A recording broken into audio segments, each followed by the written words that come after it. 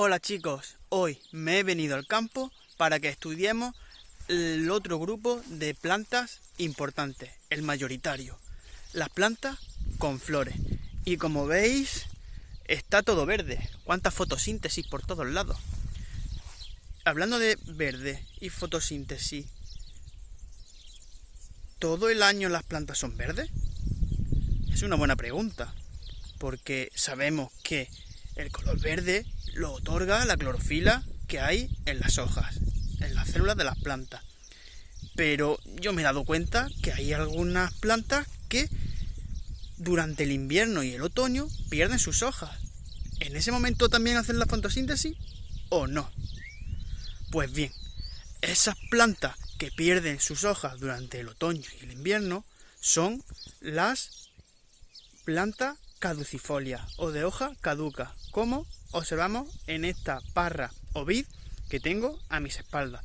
Como veis, está empezando a brotar las nuevas hojas ahora que estamos en primavera. Pero habréis notado que, por ejemplo, ese olivo que tengo atrás está verde durante todo el año.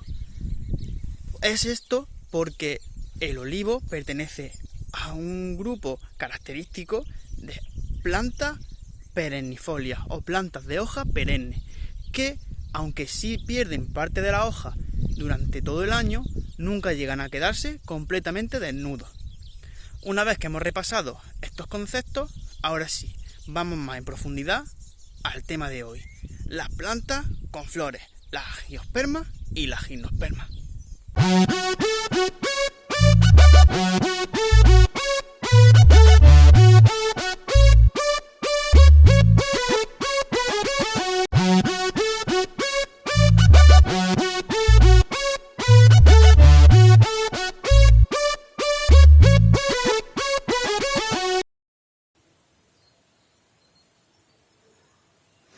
Hey, hola chicos, me habéis pillado intentando decidir qué merendar.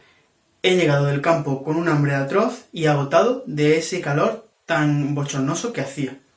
Y precisamente una de las diferencias entre angiospermas y gimnospermas es cómo están protegidas sus semillas. En el caso de las gimnospermas, estas semillas no presentan ninguna protección. Cuando la piña se abra, caerán los piñones directamente. Sin embargo, en el caso de las angiospermas, la semilla siempre está protegida por un fruto. En este caso, una jugosa pera. Creo que me voy a decantar más por la pera. Bueno, una vez que ya he merendado, proseguimos con nuestra explicación.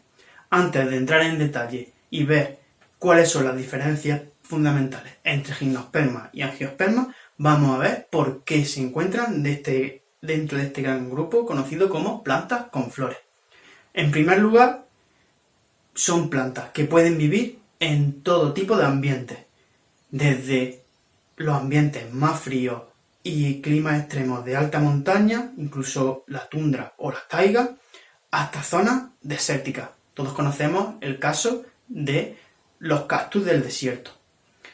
Otra característica que también comparten es que presentan órganos muy diferenciados y muy especializados, que los ayudan a sobrevivir en estas condiciones a veces tan extremas que acabamos de mencionar. Les facilitan el transporte de los nutrientes y hay partes de ellas que le otorgan una protección frente al clima o hacia sus depredadores. Aparece en ellas un nuevo órgano. Aparte de raíz, tallo y hoja, que hemos podido ver como algo parecido tenían los grupos anteriores, tanto de musgos como helechos, solo estas plantas van a presentar un nuevo órgano destinado fundamentalmente a la reproducción, que sería la flor. Aparte, ese óvulo fecundado mediante la polinización presenta una cobertura que le va a dar protección y seguridad. Protección frente al clima, la desecación y, por qué no, frente a algunos depredadores. Es el caso de la semilla. Como ya hemos dicho, existen dos grandes tipos: gimnospermas y angiospermas.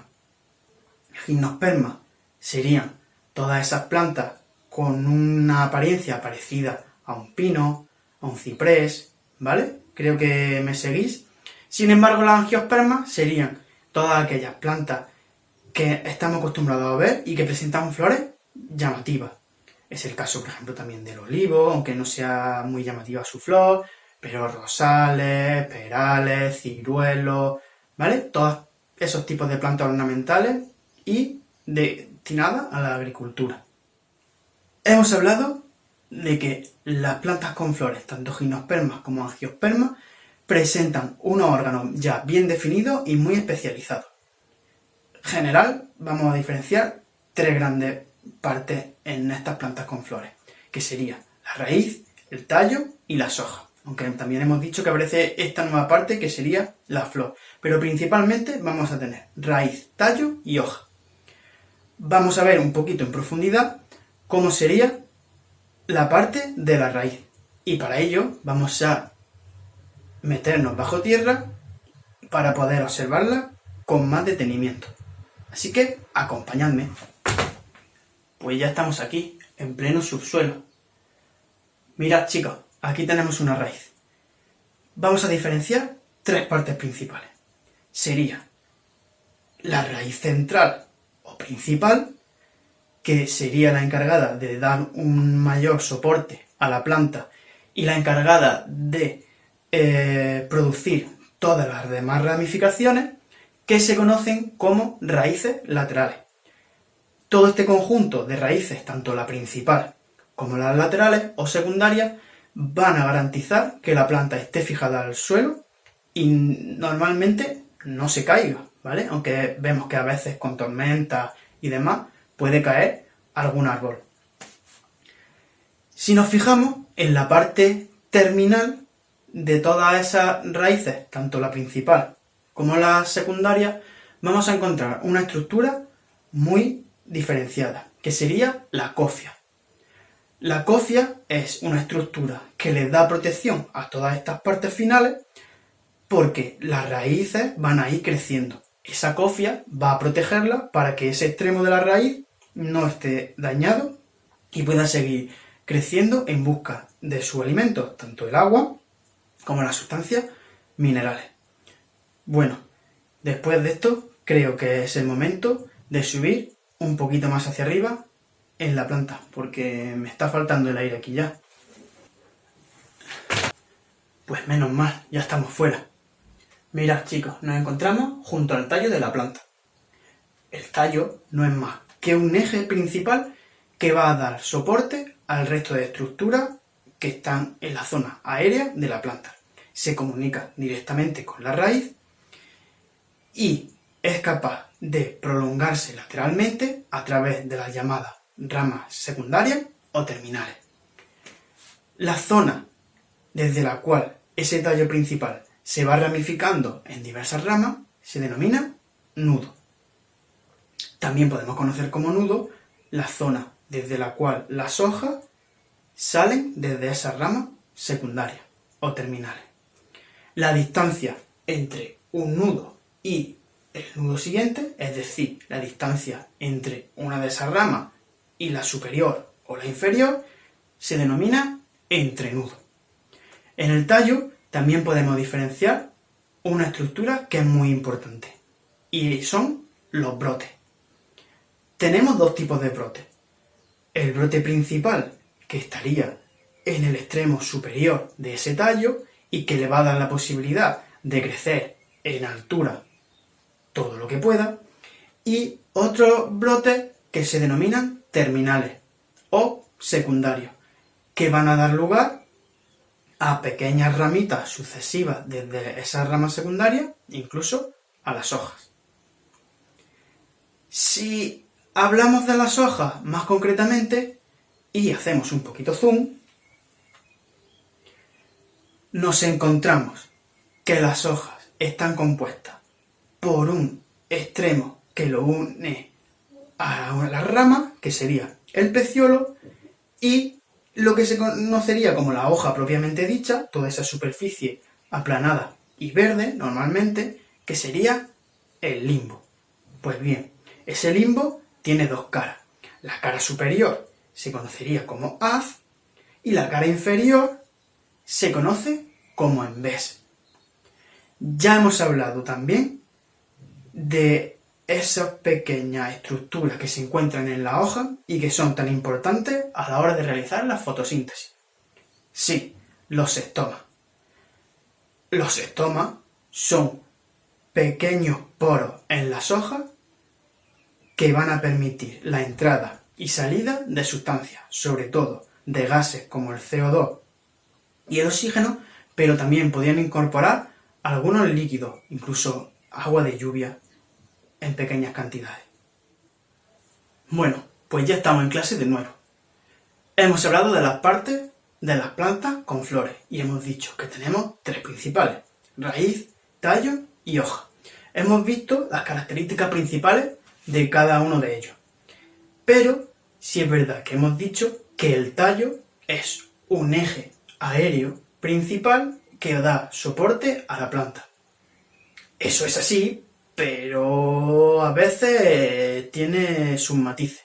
Y es que podemos encontrar tallos muy curiosos y que no todos sean aéreos.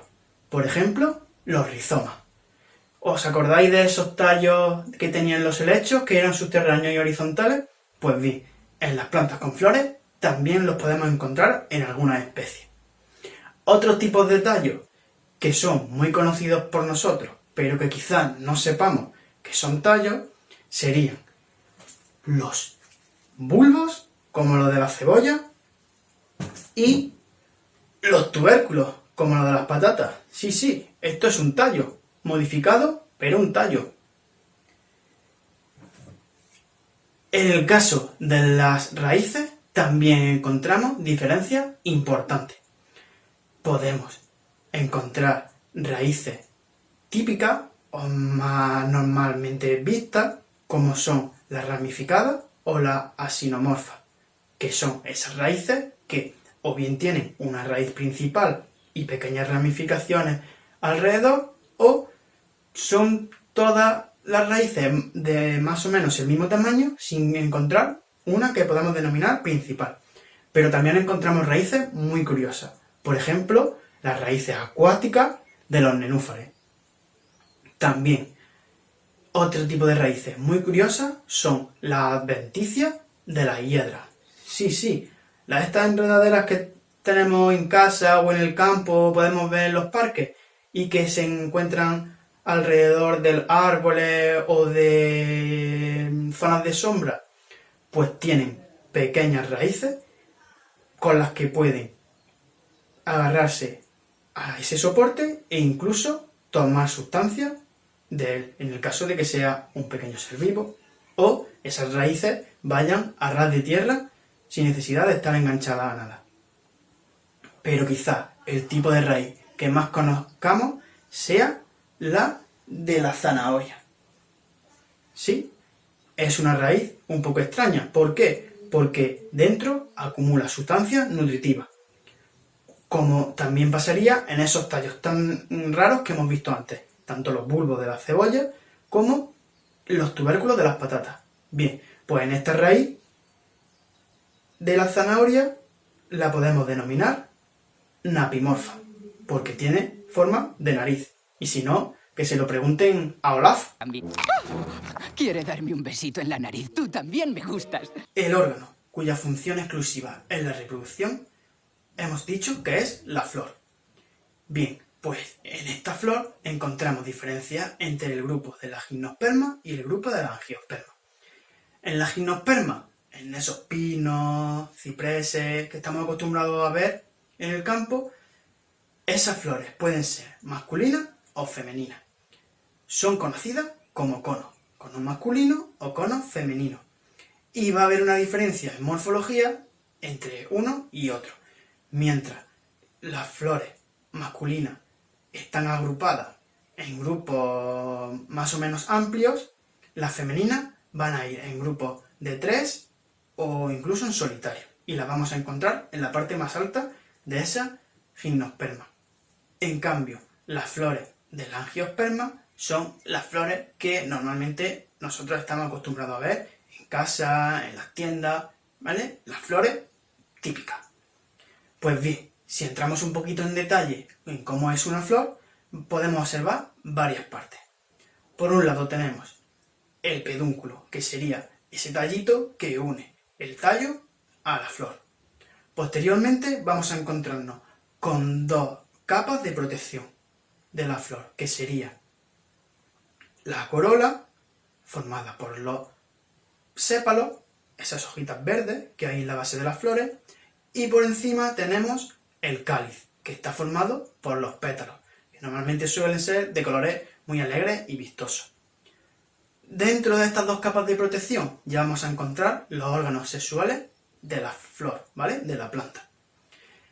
En el caso de que esa flor sea femenina, nos vamos a encontrar una estructura con forma de botella que estaría compuesta por el estigma, que sería la entrada, el estilo, que sería el cuello, y luego ya tendríamos el ovario. Y dentro de ese ovario, de esa parte más ancha, estarían los óvulos. En el caso de que la flor sea masculina, vamos a encontrar una estructura muy curiosa que se llaman estambres. Y los estambres están compuestos por un filamento que se llama antera y dos pequeñas cabecitas juntas que serían las tecas. Pues bien, en esas tecas es donde se va a producir el polen, ¿vale? Esa célula sexual masculina que viajará hasta el ovario y el óvulo de la flor femenina. Pero podemos encontrar casos en los que las mismas flores tengan órganos masculinos y órganos femeninos. Por lo tanto, estaríamos hablando de una flor hermafrodita.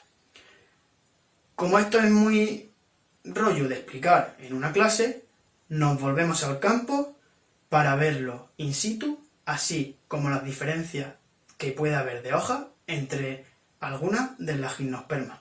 Así que dejadme que me visto y nos vamos.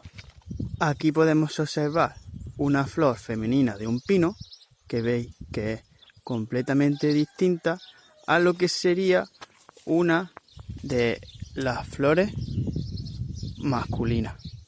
Todos esos saquitos amarillos formarían los estambres de esa planta masculina, en la que podemos encontrar dentro el polen. Una vez que el polen de la flor masculina poliniza a la flor femenina, en este caso a ese óvulo que se encuentra dentro de la flor femenina, este se desarrolla y va a dar lugar a lo que comúnmente nosotros conocemos como piña. En cada uno de estos gajitos encontraremos dentro un piñón, que es verdaderamente la semilla del pino. Esta semilla, cuando caiga al suelo, desarrollará o se desarrollará para dar lugar a un pino adulto. Como hemos visto, las hojas del pino son bastante peculiares. No son unas hojas tradicionales, como la que estamos acostumbrados a ver en el olivo o en otra serie de árboles o plantas. Tienen un aspecto muy particular, y es que presentan forma de aguja. Esta diferencia es fundamental para distinguirlo de otras gimnospermas, como pueden ser los cipreses. Aquí detrás podemos observar un ciprés. En este caso, su hoja es bastante diferente. Es también alargada, pero presenta una forma de escama. En cuanto a las flores de estos cipreses, existe también una diferencia. En cuanto a las flores de estos cipreses, existe también una diferencia. Y es que, si nos acercamos un poquito, observamos que no llega a ser o no llega a formar una piña como tal o tan grande como resultaría en el caso del pino, ¿vale? Esto sería una flor femenina de un ciprés. Las flores masculinas serían bastante parecidas a las que hemos visto en el caso del pino, pero mucho más pequeñitas. Bien, pues por hoy eso es todo. El próximo día seguiremos viendo un poquito de cómo se produce la reproducción y la germinación en este grupo de plantas con flores. Hasta luego, chicos.